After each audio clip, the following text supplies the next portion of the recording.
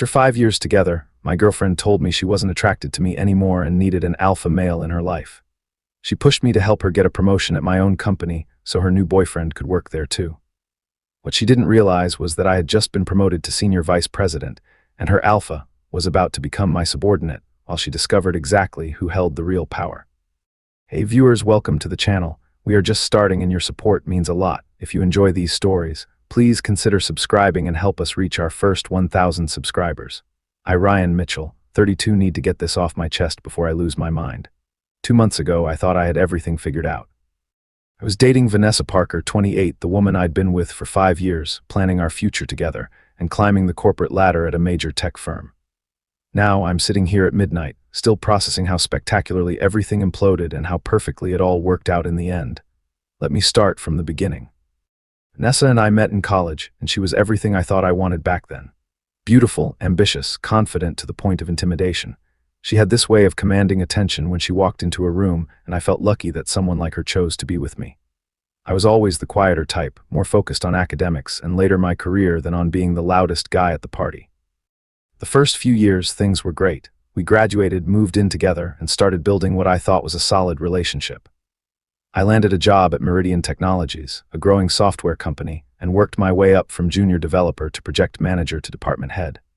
Vanessa struggled more in her career, jumping from company to company, never quite finding her footing in the competitive marketing world. Problems started about 8 months ago, but they were so subtle at first that I didn't recognize them as problems. Vanessa became increasingly critical of what she called my passive personality. She'd make comments about how I was too accommodating at work, too willing to let others take credit, too focused on being liked instead of being respected. "Never going to get anywhere with that attitude, Ryan," she'd say after I'd tell her about my day. "Successful men take what they want. They don't wait for permission or worry about hurting feelings." At first, I thought she was trying to help me be more assertive, but the comments became more frequent and more cutting. She started comparing me unfavorably to other men, pointing out how Derek Collins, 35, her gym trainer, commanded respect from everyone around him, or how Brad Morrison, 29, her coworker, never let anyone walk all over him. "I just think you could learn something from guys like that," she'd say when I'd point out that her comparisons hurt my feelings. "Have this energy, this presence, they're alphas, you know, and people respond to that." The word alpha became a constant refrain in our conversations. Everything was about being more alpha, acting more alpha, thinking like an alpha. When I'd try to explain that I was actually doing well at work and getting recognition for my collaborative leadership style, she'd dismiss it. "That's not real leadership, Ryan. Real leaders don't need to collaborate. They make decisions and others follow. You're too concerned with everyone liking you." The gaslighting was constant but subtle. When I'd bring up her increasingly harsh comments, she'd tell me I was being oversensitive. When I'd mention feeling like she didn't respect me anymore, she'd list examples of times she'd supported me, making me feel like I was imagining things. "I'm trying to help you become the best version of yourself," she'd say. "If you can't handle honest feedback from the person who loves you most, how are you going to handle criticism from anyone else?" Things escalated dramatically 6 months ago when Vanessa started spending more time at the gym. She claimed she was getting serious about fitness, but her new dedication coincided with extended conversations with Derek, her trainer. She'd come home from workouts energized in a way I rarely saw her anymore, talking excitedly about Derek's philosophy on life, his business ventures, his plans for opening his own gym. "Derek says that most men today are weak," she told me one evening after a particularly long training session. "He says society has feminized men, made them afraid to be dominant and decisive. He thinks that's why so many relationships fail. And you agree with that?" I asked, feeling a knot forming in my stomach. "I mean, look around, Ryan, look at us. Was the last time you made a decision without asking my opinion first? When did you last take charge of something without overthinking every possible outcome?" The conversation stung because there was a grain of truth in it. I did tend to be thoughtful and consultative in my approach to decisions, but I'd always thought Vanessa appreciated that about me. Apparently I was wrong. Over the following weeks, Vanessa's infatuation with Derek's alpha philosophy grew stronger. She started dressing differently, working out more, and coming home later and later from the gym. When I'd express concern about the time she was spending there, she'd accuse me of being controlling and insecure. "This is exactly what I'm talking about, Ryan," she'd say. Alpha male wouldn't be threatened by his girlfriend having friends. He'd be confident enough in himself and their relationship not to worry. The double bind was perfect. If I expressed concerns, I was proving her point about my weakness. If I didn't, I was enabling behavior that was clearly moving towards something more than friendship. Everything came to a head 3 months ago. I came home from a particularly grueling day at work to find Vanessa sitting on our couch with a serious expression on her face. She had clearly been preparing for this conversation. "Ryan, we need to talk," she said, and my heart immediately started pounding. "Okay," I said, sitting down across from her. "What's going on?" "I've been doing a lot of thinking about us, about our relationship, about what I need in life," she began, her voice taking on the tone she used for difficult conversations at work. "And I've realized something important." I waited, dreading what was coming next. "I'm not attracted to you anymore," she said bluntly. "Not physically, not emotionally, not intellectually. You're a good person, Ryan, but you're not the kind of man I need in my life." The words hit me like a physical blow. 5 years together, and she was telling me she wasn't attracted to me anymore with the same tone she'd used to discuss a budget report. "What do you mean?" I managed to ask, my voice barely above a whisper.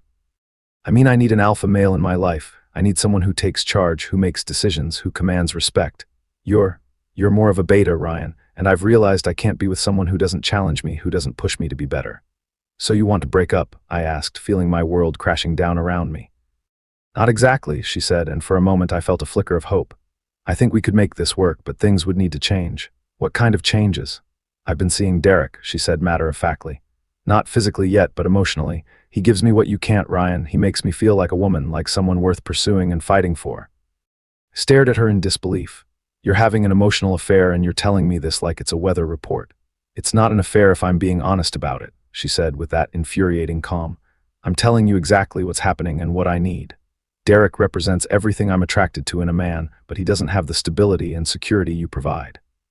"So you want both," I said, finally understanding the full scope of her selfishness. "I want us to evolve our relationship," she corrected. "You could learn from Derek, become more like him, and in the meantime I could explore this connection I have with him while maintaining what we've built together." The audacity was breathtaking. He was proposing that I help facilitate her relationship with another man while working to become more like him to win back her attraction. "That's insane, Vanessa," I said, finding my voice for the first time in the conversation. "You're asking me to accept you cheating on me while I try to change myself into someone else." "I'm asking you to be mature about this," she replied. "This could be good for both of us if you're willing to grow." I left that night, staying at my friend Tom Rodriguez's 33 apartment while I tried to process what had happened, but Vanessa wasn't done. Over the next few days, she called constantly, not to apologize, but to wear me down. "You're being childish, Ryan," she said during one particularly frustrating call. "This is an opportunity for growth, and you're wasting it by being emotional." "I'm being emotional because the woman I love just told me she's not attracted to me and wants to date someone else," I shot back. "See, this is exactly the kind of weak response that got us here in the first place," she said. "Derek would never react this way." Comparison to Derek became constant. According to Vanessa, Derek would handle this situation with more maturity, more understanding, more alpha energy. Derek was everything I wasn't and everything she needed. But then something interesting happened. Derek, it turned out, was looking for a new job. His current position at a small marketing firm wasn't paying well, and he wanted to break into tech. Vanessa, knowing I worked for a successful tech company, started pressuring me to help him get an interview. "This could be perfect, Ryan," she said during one of our talks. "Derek could work at your company, you could learn from him directly, and we could all be mature adults about this situation." "Want me to help the man you're leaving me for get a job at my company?" I asked incredulously. "I'm not leaving you, I'm evolving our relationship," she insisted. "And yes, I think it would show real growth if you could help Derek advance his career." The manipulation was stunning, but what she didn't know was that I had just received some news that would change everything. 3 weeks earlier, my boss Catherine Walsh, 45, had called me into her office for what I assumed was a routine check-in.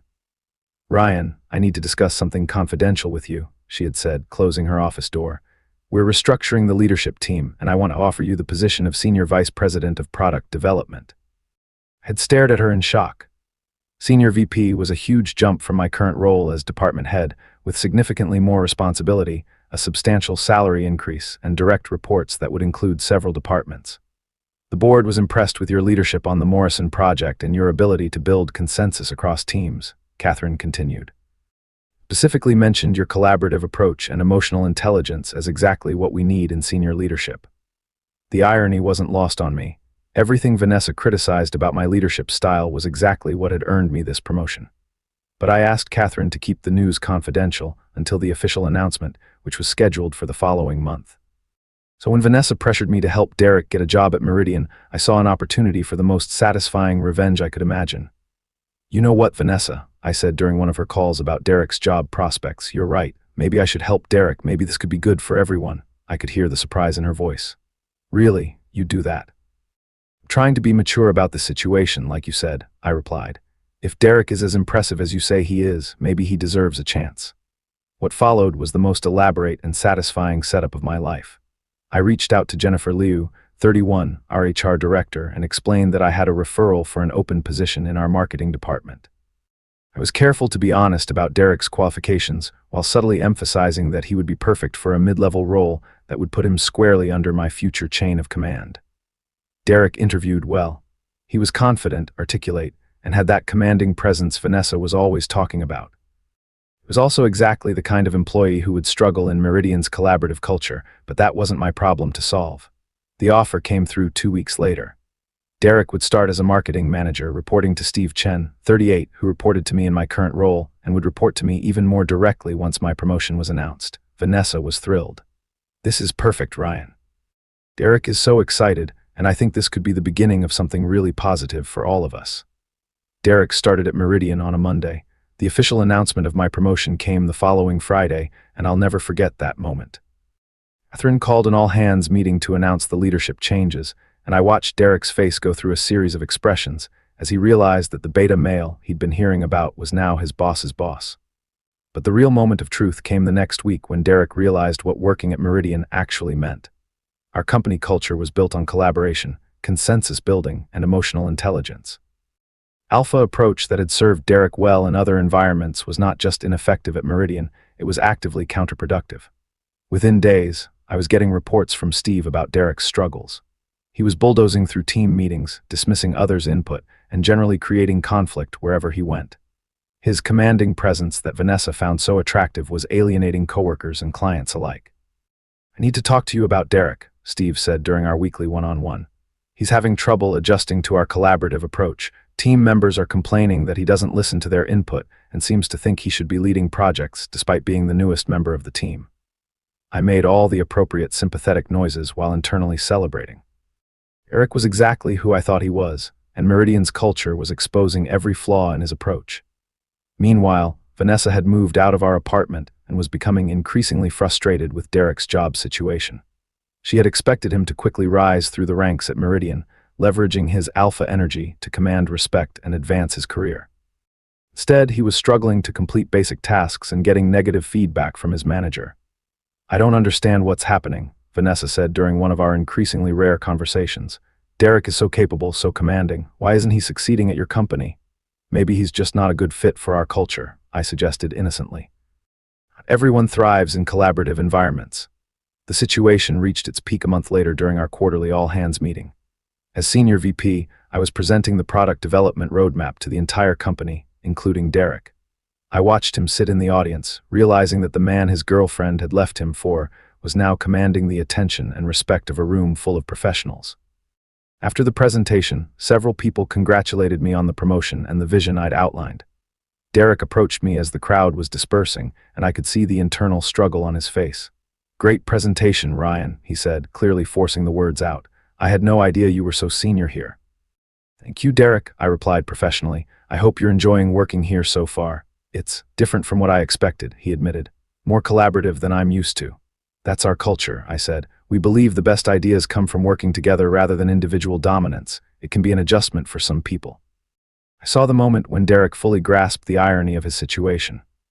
The beta male he'd heard so much about was not only his superior at work, but was succeeding specifically because of the qualities he and Vanessa had mocked. The final blow came 2 weeks later when Derek received his first performance review. Steve had documented every instance of Derek's struggles with teamwork, his inability to take feedback, and his tendency to bulldoze through collaborative processes. The review recommended immediate improvement or consideration of whether Derek was a good fit for the company. Vanessa called me that evening, and for the first time in months, she didn't sound confident and commanding. She sounded desperate. "Ryan, Derek's having problems at work," she said without preamble. "His manager doesn't seem to appreciate his leadership style." "I'm sorry to hear that," I said, maintaining professional neutrality. "Meridian has a pretty specific culture. Not everyone adapts well to collaborative leadership." Could you talk to his manager, maybe explain Derek's strengths? Her request was stunning in its audacity. She was asking me to intervene on behalf of the man she'd left me for, the man she'd held up as everything I should aspire to be. Vanessa, I can't interfere with personnel decisions, I said. That would be inappropriate and potentially damaging to my career. But you could put in a good word for him, couldn't you? You know how capable he is. Actually, I don't, I said, feeling a calm satisfaction. I only know what you've told me about him, and based on his performance so far, it seems like those qualities don't translate well to our work environment. There was a long silence on the phone before Vanessa spoke again. This isn't fair, Ryan. Derek is a good man, and your company isn't giving him a chance to succeed. Our company rewards collaboration, emotional intelligence, and the ability to build consensus, I said. Those are the qualities we value in leadership. If Derek is struggling with those aspects of the job, then maybe this isn't the right fit for him. I could hear the exact moment when Vanessa realized what had happened. Her voice became small and uncertain for the first time since I'd known her. Ryan, did you know about your promotion when I asked you to help Derek get this job? Yes, I said simply. I did. So you knew he would be working under you. I knew he would be in my chain of command, yes. Another long silence. Then, in a voice barely above a whisper, why did you do this? Told me I needed to learn how to be more alpha, I said calmly. You said I needed to take charge, make decisions, and command respect, so I did. I took charge of my career, made strategic decisions about personnel, and commanded enough respect to earn a senior leadership position. This isn't what I meant. No, but it's what you taught me, I continued. You spent months telling me that my collaborative approach was weakness, that my emotional intelligence was a liability, that real leaders dominate rather than cooperate. But it turns out that everything you criticized about me was exactly what my company valued most. You did this for revenge, she said, accusation creeping back into her voice. I did this because you asked me to help Derek get a job, and I helped him get a job, I replied. I never promised he would be successful at it. That was his responsibility. Derek lasted another month at Meridian before ultimately deciding to leave. He couldn't adapt to the collaborative culture, and his performance continued to suffer. His alpha qualities that Vanessa found so attractive were professional liabilities in an environment that valued teamwork and emotional intelligence. Vanessa and Derek's relationship didn't survive his professional struggles. Apparently, Derek wasn't quite as attractive when he was unemployed and struggling with rejection as he had been when he was confident and successful. Vanessa tried to reach out to me several times after Derek left both the company and her life, but I had moved on completely. The irony of the entire situation wasn't lost on me. Vanessa had spent months telling me I wasn't alpha enough, wasn't commanding enough, wasn't decisive enough to be successful. When given the opportunity to demonstrate real leadership and strategic thinking, I had orchestrated a situation that revealed exactly who had real power and who was just performing dominance. My promotion brought new responsibilities and challenges, but also a deep satisfaction that came from succeeding on my own terms. I hadn't become more alpha in the way Vanessa defined it. Instead, I had leveraged my natural strengths in collaboration and emotional intelligence to earn respect and advancement. 6 months later, I'm thriving in my new role, leading a team of talented professionals who appreciate collaborative leadership. I've started dating Lisa Park, 30, a fellow VP at another tech company who values emotional intelligence and finds my thoughtful approach attractive rather than weak. Vanessa occasionally reaches out through mutual friends, usually when she's between relationships or jobs. I hear she struggled to find work since word spread about her behavior, and Derek apparently returned to personal training after his brief and unsuccessful foray into corporate life. The most satisfying part of this entire experience wasn't Derek's professional failure or Vanessa's romantic disappointment. It was the realization that I had never needed to change who I was to be successful. The qualities Vanessa had criticized were exactly the ones that earned me recognition and advancement. I learned that real strength isn't about dominating others or projecting an alpha image. Real strength is knowing your own worth, playing to your strengths, and refusing to let others define your value. Sometimes the best revenge isn't elaborate schemes or public humiliation, it's simply succeeding so thoroughly on your own terms that the people who doubted you become irrelevant.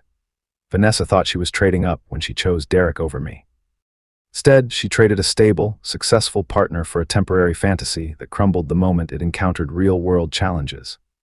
Derek thought he was taking a woman from a weaker man, but he ended up working for the man he'd replaced and failing at the job I helped him get. I sleep better now than I have in years, knowing that I never compromised my values or changed who I was to please someone who didn't appreciate me. Right people will value your authentic self, and the wrong people will reveal themselves eventually. All you have to do is give them enough rope to hang themselves with, and sometimes, a job they're not qualified for is all the rope they need. That's my story, and honestly, I couldn't have written a better ending if I tried.